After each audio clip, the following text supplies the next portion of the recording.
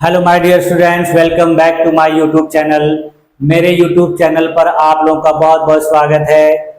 आज की क्लास में मैं आप लोगों को पिछली जो क्लास में बातें बताई थी कि विभिन्न प्रकार के तारों का निर्माण कैसे होता है, तारे कितने प्रकार के होते हैं, इन तारों के निर्धारण की कौन कौन सी सीमा है, ठीक है। फिर उसके बाद आप लोगों ने देखा था कि ब्लैक होल किसे कहते हैं, न्यूट्रॉन तारा किसे कहते हैं, ड्वार्फ तारा किसे कहते हैं, लाल दानव क्या होता है, सारी चीजें आप लोगों ने कल देख ली थी। और कल मैंने आप लोगों को विभिन्न प्रकार की इमेज के माध्यम से यह भी दिखा दिया था कि ब्रह्मांड किस प्रकार से दिखता है, ब्रह्मांड में आकाश गंगाएं किस आकृति में दिखती हैं, उसमें निहारिकाएं किस प्रकार से होती हैं, फिर विभिन्न प्रकार के तारे कैसे पूरे ब्रह्मांड में दिखते हैं घूमते हुए, सारी चीजें कल की क्लास में आप लोगों ने देखा था, ठीक है। तो आइए चलिए देखते हैं आज की जो क्लास में है, जैसा कि उसके आगे का हम लोग को देखना है कि तारा मंडल यानी विभिन्न प्रकार का जो तारों का समूह होता है वो कहलाता है तारा मंडल। तो उसी से हम लोगों को आज की क्लास में पढ़ना है, ठीक है। आइए चलिए देखते हैं। देखिए तारा मंडल, जैसे इसको क्या कहते हैं इंग्लिश में, कॉन्स्टलेशंस, ठीक है। तो तारा मंडल कहते किसे से, देखिए तारा मंडल कई तारों के समूह होते हैं जिनकी एक विशेष आकृति होती है, ठीक है।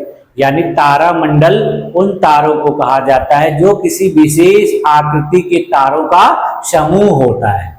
इस प्रकार के तारों का उदाहरण देखिए क्या है, सप्तर्षि तारामंडल, ग्रेट बियर, जैसे मैंने आप लोगों को पीछे बताया था कि 7 तारों का समूह है जिसे ग्रेट बियर या सप्तर्षि तारामंडल कहा जाता है। तो ये तारे जैसे दिखते हैं सब एक ही आकार के, और इनको देखिए सम्मिलित रूप में आप जब देखेंगे तो कैसा दिखेंगे, भालू के जैसे, इसलिए मैंने बताया था कल।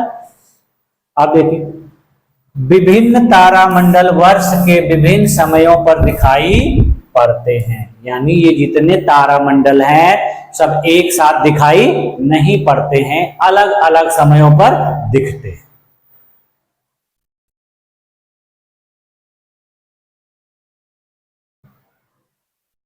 देखिए ये जो तारामंडल होते हैं इनका सर्वाधिक चमकदार नक्षत्र जो होता है उसको अल्फा नक्षत्र कहा जाता है, और उससे कम चमकदार जो नक्षत्र होता है बीटा नक्षत्र कहलाता है।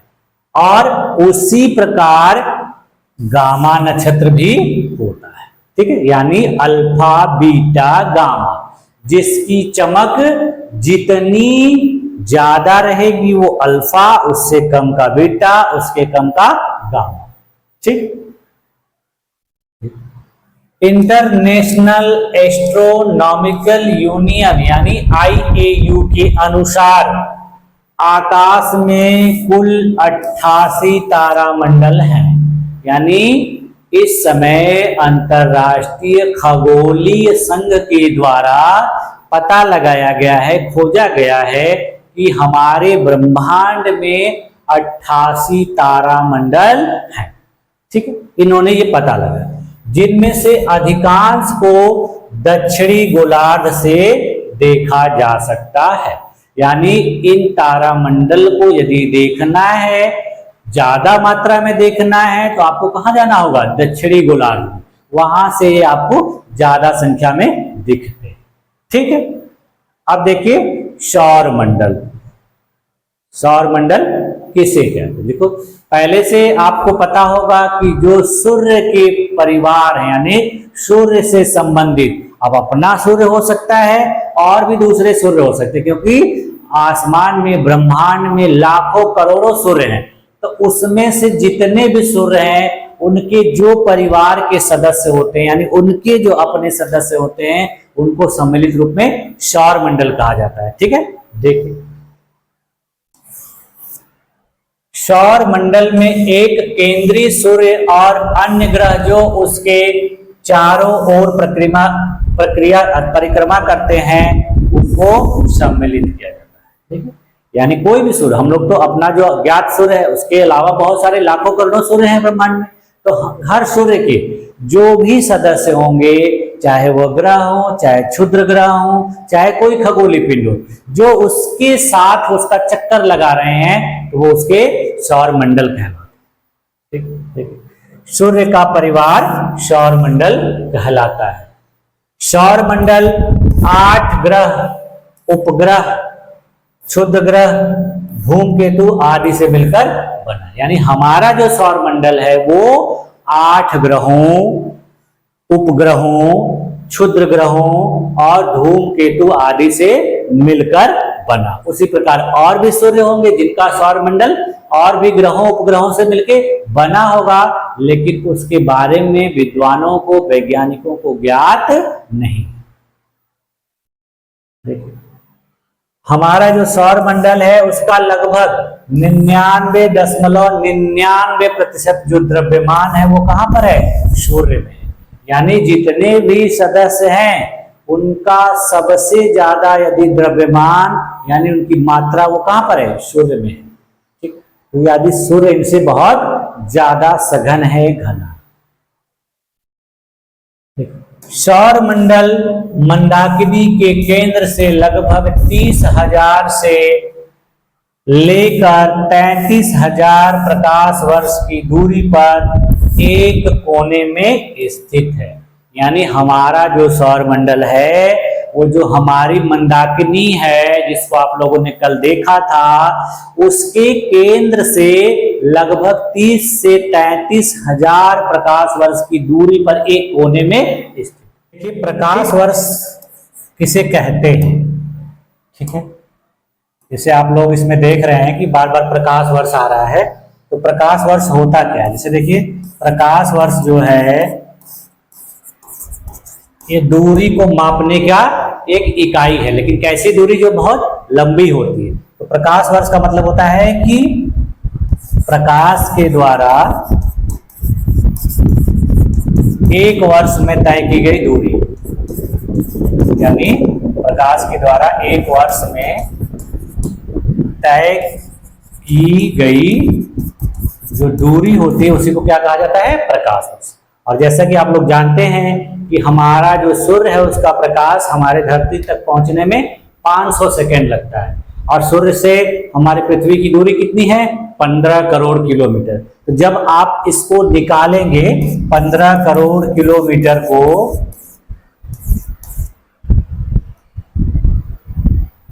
ठीक है, 15 करोड़ किलोमीटर के जब 500 से आप भाग देंगे तो आपका आएगा 3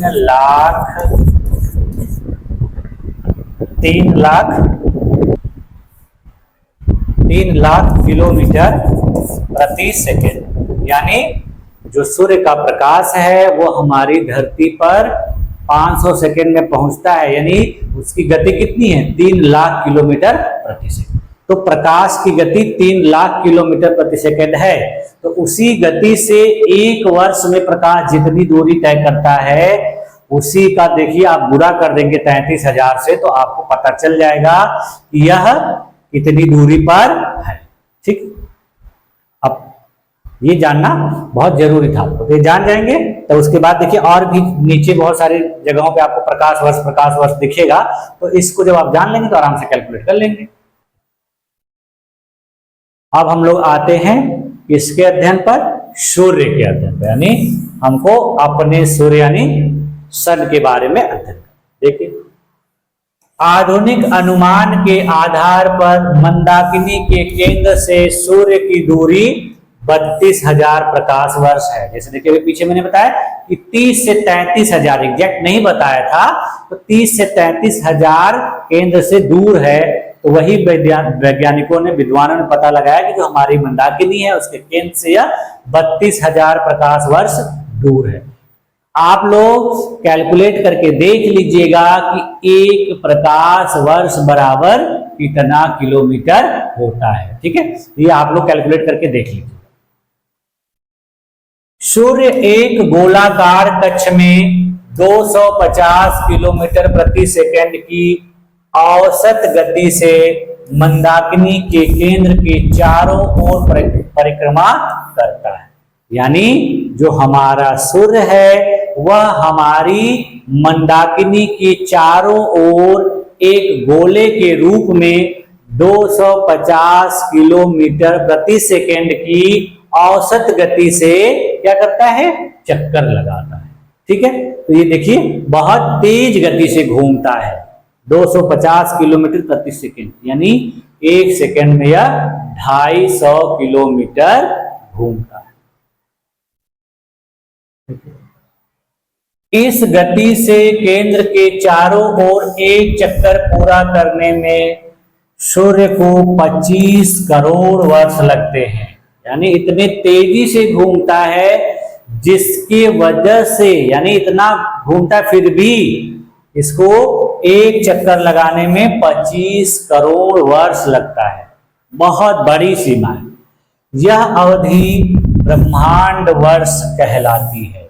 यानी अगर पूछा जाए कि ब्रह्मांड वर्ष किसे कहते हैं, तो आप कह सकते हैं कि सूर्य के द्वारा अपनी आकाशगंगा यानी मंदाकिनी का एक चक्कर लगाने में जितना समय लगता है उसी को ब्रह्मांड वर्ष कहते हैं। और यह समय कितना होता है? 25 करोड़ वर्ष।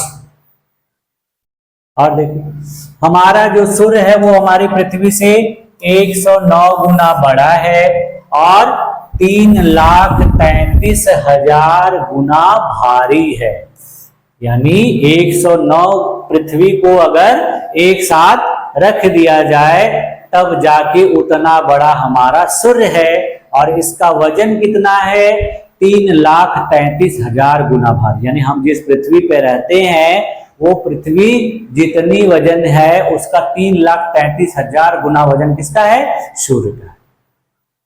और इसका गुरुत्वाकर्षण जो है पृथ्वी के गुरुत्वाकर्षण से 28 गुना अधिक है। यानी पृथ्वी किसी वस्तु को जितनी गति से अपने तरफ गुरुत्वाकर्षण बल से खींचती है, सूर्य का गुरुत्वाकर्षण बल उससे 28 गुना ज्यादा है। ठीक है, सूर्य से पृथ्वी की जो दूरी है वो 15 करोड़ किलोमीटर है, जिसकी वजह से सूर्य का प्रकाश पृथ्वी पर पहुंचने में 8 मिनट 20 सेकेंड का समय लगता है। यानी अगर आप इसको देखेंगे तो टोटल कितना लगता है? 500 सेकेंड। तो सेकेंड में कन्वर्ट करेंगे तो 500 सेकेंड। और यदि ऐसे देखेंगे तो सूर्य का प्रकाश वहां से यहां आने में 8 मिनट 20 सेकेंड। ठीक, इतनी दूरी है 15 करोड़ किलोमीटर। सूर्य की आयु जो है वैज्ञानिकों के द्वारा गणना की गई है, कितनी है? 5 अरब वर्ष है। और इसका व्यास देखिए कितना बताया गया? 13,91,016 किलोमीटर।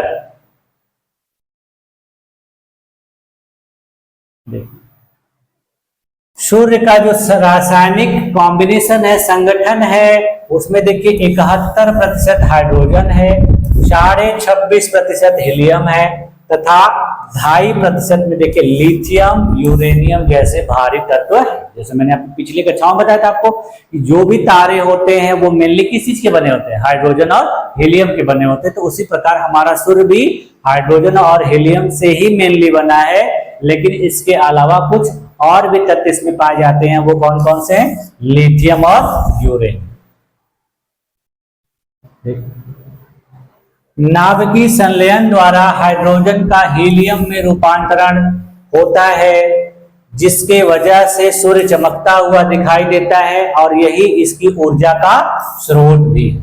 यानी हाइड्रोजन हीलियम में बदलती है जिसके वजह से बहुत ऊर्जा निकलती है और यही ऊर्जा इसकी ऊर्जा का स्रोत भी है, उसी से प्रकाश भी दिखता है। जैसे आप लोगों ने पढ़ा होगा कि जो हाइड्रोजन बम होता है, जो परमाणु बम होता है, वो कैसे बनता है? वो इसी प्रक्रिया के द्वारा बनता है। तो वही प्रक्रिया सूर्य में भी होती है, विखंडन और संलयन की तरह। सूर्य की संरचना, सूर्य की संरचना, सूर्य का स्ट्रक्चर कैसे? देखिए सूर्य का जो केंद्रीय भाग होता है उसको क्रोड कहा जाता है, कोर। ठीक है, जिसका तापमान देखिए कितना है, देख लीजिए 150 लाख यानी 1,50,00,000 डिग्री सेंटीग्रेड है। बाहरी सतह प्रकाश मंडल फोटोस्फीयर कहलाती है। यानी इसका आंतरिक भाग जो है वो कोर या कोर कहलाता है और जो इसकी बाहरी सतह होती है उसको प्रकाश मंडल या फोटोस्फीयर कहा जाता है। ठीक, यही हमें जलते हुए दिखाई देता है। जो हम लोग आसमान में देखते हैं तो हमें दिखता है कि जलता हुआ प्रतीत होता है रिंग के आकार का। और इसका तापमान कितना है? 6000 डिग्री सेंटीग्रेड। अब देखिए कुछ और भी टर्म है, जैसे सौर ज्वालाएं यानी सोलर प्रोमिनेंस। देखिए ये क्या होती है? बाहरी सतह से उठने वाली लाल लपटें सौर ज्वालाएं कहलाती हैं। यानी इसकी जो बाहरी सतह वहां से लपट के रूप में आग के जैसा दिखता है तो वो कहलाती हैं सौर ज्वालाएं, जिनकी पहुंच देखिए 10 लाख किलोमीटर ऊंचाई तक होती है। यानी ये इनकी पहुंच कितनी दूर तक होती है, यानी इतनी बृहद सौर ज्वालाएं होती हैं जो 10 लाख किलोमीटर तक ऊंची होती है, बहुत ऊंची ऊंची होती है।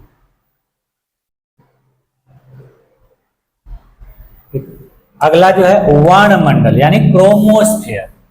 ये क्या होता है? ये प्रकाश मंडल के वे किनारे होते हैं जो कि वायुमंडल के प्रकाश का अवशोषण कर लेने के कारण प्रकाशमान नहीं होते। यानी जो प्रकाश मंडल जो है किनारे वाला हिस्सा है, ये वायुमंडल के प्रकाश का अवशोषण कर लेते हैं, जिसके वजह से ये प्रकाशमान नहीं दिखते हैं। ठीक है, इनका रंग केवल लाल होता है।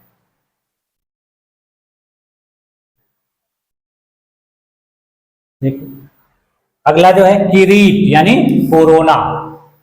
ठीक, देखिए कोरोना नामक बीमारी भी आई थी तो उसका नाम देखिए लगता है कि यहीं से विद्वानों ने उठाया था, लेकिन वो अलग है, उसका फुल फॉर्म कुछ अलग है। देखिए तो कोरोना जो है यहाँ सूर्य के पार्ट के बारे में हमको पढ़ना है, वो कोरोना बीमारी के बारे में पढ़ना है। देखिए यह एक्स किरण उत्सर्जित करने वाला बाहरी भाग है जो सिर्फ सूर्य ग्रहण के समय दिखाई देता है। यानी इससे एक्सरे किरणें निकलती हैं और यह हर समय नहीं दिखाई देता है, जब सूर्य ग्रहण होता है तभी दिखाई देता है। यानी जब आप देखे होंगे सूर्य ग्रहण के समय तो पूरा सूर्य का केवल ऊपरी वाला हिस्सा पतली लकीर के रूप में ऐसे दिखाई देता है। ठीक है, तो इसी को कहा जाता है कोरोना। और ये घटना अभी पिछले साल ही दिखाई दी थी। और भी देखिए फ्रॉनहोफर रेखाएं, ये क्या होती हैं? ये काली रेखाएं होती हैं जिन्हें सूर्य की सतह पर देखा जा सकता है। यानी ये काली रेखाएं होती हैं जो सूर्य की सतह पर दिखाई देती। सौर कलंक सन स्पॉट। देखिए कोरोना में विद्यमान काले रंग के धब्बे जिनका तापमान सूर्य की सतह के तापमान से कम होता है, सौर कलंक कहलाते हैं। यानी जो कोरोना है उसमें कुछ काले काले रंग के धब्बे जैसे दिखाई देते हैं। ये काले इस वजह से दिखाई देते हैं कि इनका तापमान जो होता है सूर्य का जो सतह का तापमान होता है उससे कम होता है, जिसकी वजह से काले दिखते हैं। इसी को कहा जाता है सौर कलंक। इनमें होता क्या है? इनमें विशाल मात्रा में चुंबकीय क्षेत्र विद्यमान रहता है। इन कलंकों से उत्पन्न ज्वालाओं के परिणाम स्वरूप पृथ्वी के चुंबकीय क्षेत्र में झंझावात उत्पन्न होता है। यानी ये सौर कलंक जो है क्या होता है? इसमें मैग्नेटिक फील्ड होता है और उस मैग्नेटिक फील्ड की वजह से कभी कभी अपने पृथ्वी पर झंझावात होता है, यानी झटके महसूस होते हैं, भूकंप आने का खतरा रहता है। कभी कभी ऐसा होता भी। ठीक है, जो उपग्रह आदि को प्रभावित करता है, इससे बहुत सारे उपग्रह भी प्रभावित हो जाते हैं। ठीक है, सौर कलंकों का एक चक्र लगभग 11 वर्षों का होता है। यानी सौर कलंक जो होते हैं वो 11 वर्ष तक एक बार दिखते हैं। ठीक है, एक चक्कर। सौर पवन सोलर विंड, ये देखिए सब कुछ कोरोना से रिलेटेड। सूर्य की जो बाहरी सतह, सूर्य के कोरोना से निकलने वाली प्रोटॉन्स हाइड्रोजन अणुओं की नाभिक की धारा जो है उसी को सौर पवन कहा जाता है। यानी सूर्य का जो बाहरी हिस्सा है कोरोना, उससे निकलने वाली जो किरणें होती हैं, प्रोटॉन्स होते हैं, वो क्या होते हैं, हाइड्रोजन के अणुओं के नाभिक होते हैं, और जो हमें किस प्रकार से दिखते हैं, हवा के रूप में दिखते हैं, तो वो सौर पवन कहलाते हैं।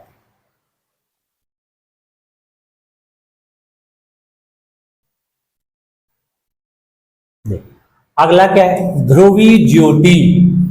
ये देखिए क्या है, उत्तर ध्रुव पर ऑरोरा बोरियालिस तथा दक्षिणी ध्रुव पर ऑरोरा ऑस्ट्रालिस वे नजारे हैं जो रोशनी की बरसात का आभास करवाते हैं। यानी उत्तरी ध्रुव पर इस प्रकार की आकृति दिखती है, जैसे लगता है कि रोशनी की बरसात हो रही है, और उसी प्रकार की आकृति दक्षिणी ध्रुव पर भी दिखती है। तो इनको जो उत्तरी ध्रुव पर दिखती है उसका नाम है ऑरोरा बोरियालिस, और जो दक्षिणी ध्रुव पर दिखती है उसका नाम है ऑरोरा ऑस्ट्रालिस। ये ऐसा लगेगा जैसे प्रकाश की बरसात हो रही है, ठीक है।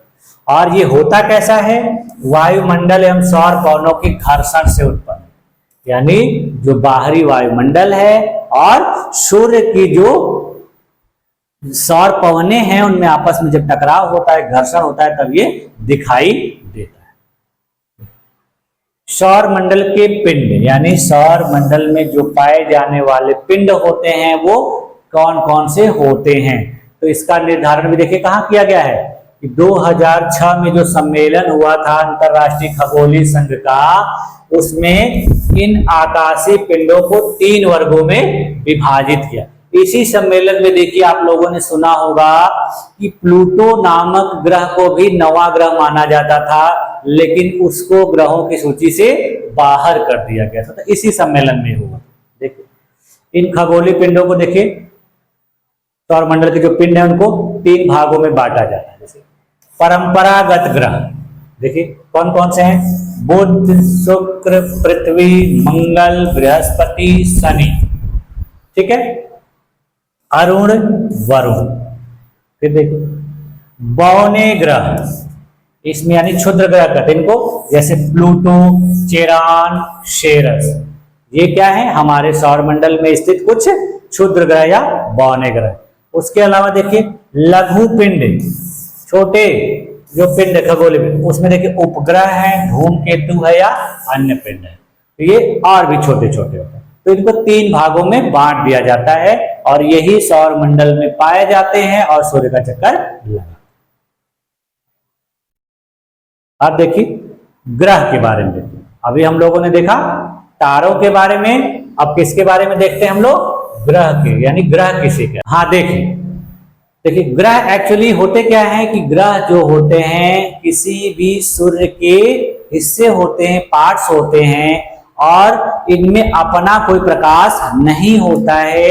ये जिस सूर्य के भाग होते हैं उसी सूर्य के प्रकाश से प्रकाशमान होते हैं, और इनको ऊर्जा भी उसी सूर्य से मिलती है। जिस प्रकार हमारे सूर्य के जो ग्रह हैं उनको ऊर्जा कहां से मिलती है, सूर्य से मिलती है, उसी प्रकार और भी होंगे जिनको प्रकाश कहां से मिलेगा, उनके सूर्य से मिलेगा। तो और ये करते क्या है, अपने सूर्य की परिक्रमा करते हैं। परिक्रमा किस वजह से करते हैं, तो गुरुत्वाकर्षण बल की वजह से करते हैं। ठीक, तो इनको कहते क्या है, कैसे इसको डिफाइन करेंगे। सूर्य से निकले हुए वे पिंड जो सूर्य की परिक्रमा करते हैं तथा सूर्य से ही ऊष्मा व प्रकाश प्राप्त करते हैं, उन्हें ग्रह कहा। ये सूर्य के ही भाग होते हैं। सूर्य में मैंने बताया ना कि सूर्य कैसे टूटता है, कैसे विखंडित होता है, तो सूर्य के टूटने की वजह से ही इनका निर्माण हुआ रहता है। इनका प्रकाश धीरे धीरे खत्म हो चुका रहता है, इसमें अपना कोई प्रकाश नहीं होता है। ये किसके प्रकाश से प्रकाशमान प्रतीत होते हैं, सूर्य के प्रकाश से। ठीक, और ये सूर्य का चक्कर भी लगाते हैं। इन ग्रहों में देखिए गुरुत्वाकर्षण शक्ति होती है और अपनी परिक्रमण कक्षा पाई जाती है। यानी सभी ग्रहों में क्या होता है, ग्रेविटेशनल फोर्स होती है, गुरुत्वाकर्षण बल होता है, और इनकी अपनी एक परिक्रमण कक्षा होती है। यानी एक कक्षा होती है, ऑर्बिट होती है, जिसमें यह निश्चित रूप से चक्कर लगाते रहते। ठीक, जैसे हमारे पृथ्वी के जो ग्रह हैं, बुध, शुक्र, पृथ्वी, मंगल, बृहस्पति, शनि, अरुण, वरुण। ठीक, अब देखिए दूसरा क्या है, धूमकेतु। धूमकेतु क्या होते हैं, इनको भी जान लेते हैं। धूमकेतु देखिए क्या होते हैं कि आकाश में पाई जाने वाली धूल, गैसों व हिमकणों से निर्मित पिंड होते हैं। यानी जो बर्फ के छोटे छोटे टुकड़े होते हैं, विभिन्न प्रकार की गैसें होती हैं, धूल होती है, उन्हीं का सम्मिलित रूप जो है धूमकेतु कहलाता है। और यह अनियमित कक्षा में सूर्य की परिक्रमा करते हैं, यानी इनकी कोई निश्चित कक्षा नहीं होती है, तो वो अनियमित रूप से कभी इधर से कभी उधर से कभी जिधर तिधर से घूमते रहते हैं। और इन्हीं को कहा जाता है पुच्छल तारे, यानी पूंछ के जैसे दिखेंगे। इनकी आकृति इस प्रकार से ऐसे दिखती है। ठीक है, जैसे लगेगा इनकी पूंछ है। ठीक, सामान्यतः यह पूंछ रहित होते हैं, किंतु जैसे ही वे सूर्य के निकट आते हैं, सूर्य की गर्मी के कारण इनकी बाहरी परत पिघलकर गैसों में परिवर्तित हो जाती है। यानी सूर्य के जब नजदीक पहुंचते हैं चक्कर लगाते लगाते, तो सूर्य के तापमान की वजह से जो इनका पिछला हिस्सा होता है वो पिघल जाता है। ठीक है, और चमकीली पूंछ के समान दिखाई देती है। जब वो पिघलने लगता है, जलने लगता है, तो चमकता हुआ दिखाई देता है। तो इसी को कहा जाता है पुच्छल तारा, पूंछ वाले तारे। ठीक है, लेकिन ये पूंछ वगैरह होती नहीं है, इनकी आकृति ऐसी होती है, ये इस प्रकार से बन जाते हैं और बाद में जब सूर्य के पास चक्कर लगाते लगाते पहुंच जाते तो वो जलने लगते।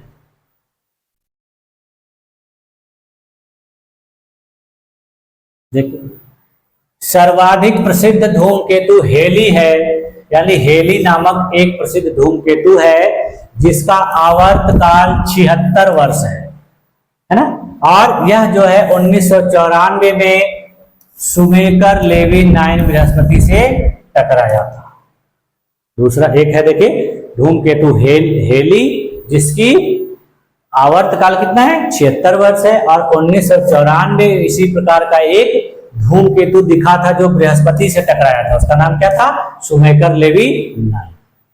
फिर देखिए टेम्पल 1, हेलबो, एंकी, कुछ अन्य धूमकेतु के नाम, यानी विद्वानों के द्वारा, खगोल वैज्ञानिकों के द्वारा धूमकेतुओं का कुछ नामकरण किया गया है, जिसमें हेली है, शुमेकर लेवी है, ठीक है, हेलबोक है, एंकी है, टेम्पल 1 है। इस प्रकार से इनका नाम। अब देखिए उल्का एवं उल्कापिंड, मेटियोर्स एंड मेटियोरिटिक्स, इनको देखिए क्या कहते हैं। उल्कापिंड देखिए क्या होता है, उल्का धूल एवं गैस से निर्मित लघु पिंड है जो पृथ्वी के गुरुत्वाकर्षण के कारण पृथ्वी की ओर आते हैं। यानी यह भी धूल और गैस से निर्मित छोटे छोटे लघु पिंड है जो पृथ्वी की गुरुत्वाकर्षण बल की वजह से पृथ्वी की तरफ खींचते हुए चले आते हैं। और जब यह पृथ्वी के वायुमंडल में पहुंचते हैं तो घर्षण की वजह से जलकर नष्ट हो जाते हैं। यानी पृथ्वी के वायुमंडल में जैसे पहुंचते हैं तो बहुत तीव्र गति से घर्षण होता है और घर्षण की वजह से इसमें आग लग जाती है और जल के नष्ट हो जाते हैं। तो इस प्रकार के पिंडों को क्या कहा जाता है, उल्का पिंड। कुछ ऐसे भी पिंड होते हैं जो पूर्णतः नष्ट नहीं होते हैं और वे चट्टानों के रूप में पृथ्वी का चक्कर लगाते रहते हैं। देखिए इनको उल्कास्म कहा जाता है, शूटिंग स्टार्स कहते हैं। ठीक है, बड़े उसका उल्कास्मों को उल्का, कुछ होता है जल जाते हैं, नष्ट हो जाते हैं, कुछ नहीं नष्ट होते हैं, चक्कर लगाते रहते हैं। और इस प्रकार के उल्का पिंड हमें बृहस्पति और मंगल ग्रहों के आसपास ढेर सारे दिख जाते हैं। ठीक, क्षुद्र ग्रह, एस्टेरॉइड्स, ये क्या होते हैं, क्षुद्र ग्रहों की बेल्ट मंगल और बृहस्पति के बीच पड़ती है। यानी मंगल और बृहस्पति के बीच में ढेर सारे क्षुद्र ग्रह पाए जाते हैं। इन्हें अवांतर ग्रह भी कहा जाता है, इनका एक और नाम है अवांतर। ये अन्य ग्रहों की भांति सूर्य की परिक्रमा करते हैं। ठीक है, यानी जैसे और ग्रह सूर्य की परिक्रमा करते हैं ये भी करते हैं, लेकिन इनका आकार क्या होता है, बहुत छोटा होता है। सबसे बड़ा क्षुद्र ग्रह सेरेस है जो 1032 किलोमीटर तक फैला है, यानी ये सबसे छोटा क्षुद्र ग्रह है, जब कितना दूर फैला है, 1032 किलोमीटर तक फैला। इसे गिसेप्पे पियाजी नामक विद्वान के द्वारा खोजा गया।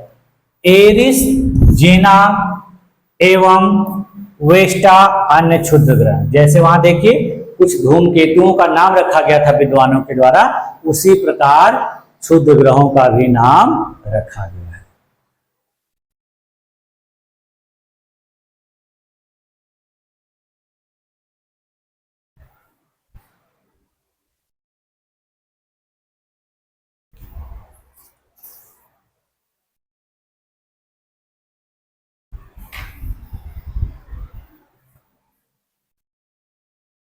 आइए देखिए, एक महत्वपूर्ण बात और है, उसको भी देख लेते हैं, उसके बाद आज की क्लास को यहीं पे वाइंड अप करेंगे, यानी इसके बाद हम आगे की क्लास में पढ़ेंगे। ये बहुत महत्वपूर्ण है, जिसको हम लोग डॉपलर इफेक्ट या डॉपलर प्रभाव कहते हैं। इसको देखिए, इसको पढ़ने से अच्छा है आपको ऐसे सुनने समझ में आ जाएगा।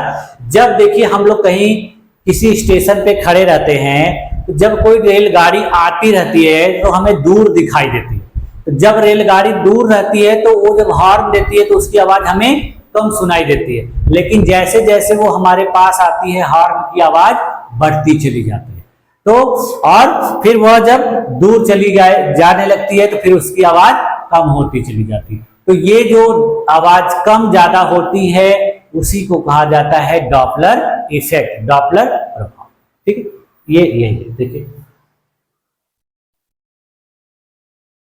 जब हम किसी रेल पटरी के पास खड़े होते हैं और सीटी बजाता हुआ रेल इंजन गुजरता है, तो हम पाते हैं कि जब इंजन ध्वनि स्रोत हमारी ओर आता है तो सीटी की आवाज अधिक तीक्ष्ण मालूम पड़ती है ना, अर्थात ध्वनि की आभासी आवृत्ति यानी अपैरेंट फ्रीक्वेंसी जो है बढ़ी हुई प्रतीत होती है, और जब इंजन हमसे दूर जाता है तब उसकी आवाज तीक्ष्ण मालूम पड़ती है। ठीक है, ध्वनि की आभासी आवृत्ति घटी हुई मालूम, यानी जब हमारे नजदीक आता है तो उसकी जो साउंड की फ्रीक्वेंसी है वो बढ़ जाती है, और दूर जाता है तो घटती हुई प्रतीत होती है। ठीक है, इससे देखिए क्या होता है, कभी कभी ध्वनि स्रोत और श्रोता प्रेक्षक के बीच आपेक्षिक गति होती है, तो ध्वनि की आवृत्ति में आभासी परिवर्तन होता है।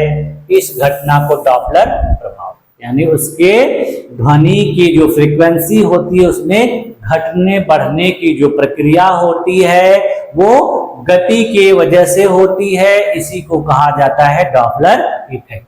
जब कोई वस्तु गति करती हुई हमारी तरफ आती है तो उसकी आवाज में उतार चढ़ाव होता है। जैसे हम लोग किसी व्यक्ति की आवाज को जब सुनते हैं, या हवाई जहाज जब आसमान में उड़ते हुए देखते हैं, तो जब वो हवाई जहाज आसमान में बहुत ज्यादा दूर होता है तो हमें उसकी कम आवाज सुनाई देती है, लेकिन जैसे ही वो हमारे नजदीक पहुंचता जाता है तो उसकी आवाज हमें ज्यादा सुनाई देती है। तो इसके बहुत सारे उदाहरण हैं। आप किसी और रोड पे, सड़क पे चलते रहेंगे तो कोई गाड़ी जब आपसे दूर रहेगी तो उसकी आवाज धीरे धीरे सुनाई देती है, जैसे ही वो आपके पास आएगी तो आवाज उसकी तेजी से सुनाई देगी। ये बहुत ढेर सारे उदाहरण हैं जो डॉपलर इफेक्ट को बताते हैं। ठीक है, अब देखिए, कल के क्लास में हम लोग पृथ्वी के बारे में पढ़ेंगे, यानी अब हमारे सौर मंडल में हमारी पृथ्वी का क्या स्थान है, तो पृथ्वी को पढ़ेंगे। फिर पृथ्वी के साथ साथ अन्य जो ग्रह हैं उनके बारे में भी सूक्ष्म अध्ययन करेंगे। अभी पिछली 2-3 कक्षाओं में आप लोगों ने देखा कि हम लोगों ने जो भौतिक विज्ञान से भौतिक भूगोल से संबंधित महत्वपूर्ण टर्म थे, कुछ लोगों को ये कक्षाएं थोड़ी बोरिंग लगी होंगी कि ये सब चीजें कभी पढ़े नहीं है, अचानक सर ने ये सब चीजें क्या बता दी, लेकिन ये जानना आपके लिए जरूरी था, मुझे भी बताना जरूरी था। हम लोग को मेनली पढ़ना है अपनी पृथ्वी के बारे में, ठीक है, और पृथ्वी और फिर पृथ्वी के बारे में जब अच्छे तरीके से जान लेंगे तो फिर हमें बहुत अच्छे तरीके से पढ़ना है अपने देश भारत के बारे में। लेकिन वहां तक पहुंचने से पहले हमको कुछ बेसिक चीजों को जानना समझना जरूरी है। तो एक दो क्लास आपको बोरिंग लगेगी, लेकिन जब आप पृथ्वी पर आ जाएंगे, अन्य ग्रहों पे आ जाएंगे, तब आपको इंटरेस्टिंग हो जाएगा। लेकिन इन सब चीजों को जानना जरूरी है, ठीक है। तो कल से हम लोग, कल की क्लास में सौर मंडल में हमारे पृथ्वी का क्या स्थान है, इसके बारे में हम पढ़ना शुरू करेंगे। और यहीं से हमारे जो सूर्य के महत्वपूर्ण 8 ग्रह हैं, उनका भी बारी बारी से अध्ययन किया जाए, ठीक है। तो आज की क्लास का जो वीडियो था, उसको देखने के लिए आप लोगों का बहुत बहुत धन्यवाद। इतने देर तक हमारे साथ बने रहने के लिए भी आप लोगों का बहुत बहुत धन्यवाद। Thank you.